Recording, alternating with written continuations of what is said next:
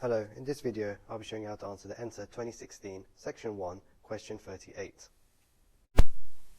Solid titanium oxide doesn't conduct electricity and cannot be electrolyzed. When molten, titanium oxide is a conductor and can be electrolyzed. During electrolysis, 7.2 grams of titanium are formed for every 3.6 decimeter cubed of oxygen at room temperature and pressure. Which of the following statements, if any, are correct? Statement 1. After electrolysis, the titanium atoms produced have a noble gas electron configuration. Statement 2. When molten, titanium oxide electrons are delocalized and so they move to carry the charge. Statement 3.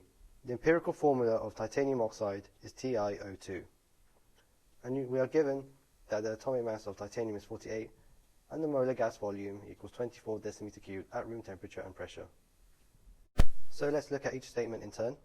So for statement 1, let's look at the periodic table. So the titanium atom has 22 electrons, whereas the noble gases have 2, 10, 8, 36, 54, 86. So you can see that the titanium atom cannot have the same electron configuration as a noble gas.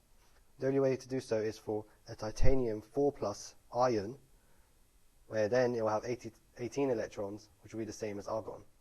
So this implies that Statement 1 is incorrect.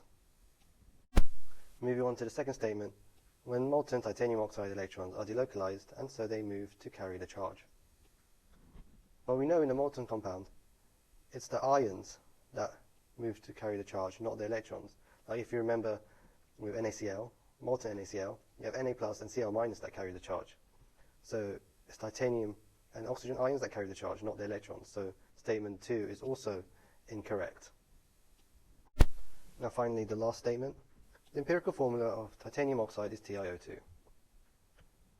So we need to find out the moles of Ti and O2 and see the ratio between them. So taking the moles of titanium first, we have a mass of 7.2 grams and we have the atomic mass of 48. So we know the moles is mass over the atomic mass, which is 7.2 over 48, and that gives you 0.15 moles of titanium. Next, on the moles of O2, we know that 1 mole of gas occupies 24 decimeter cubed.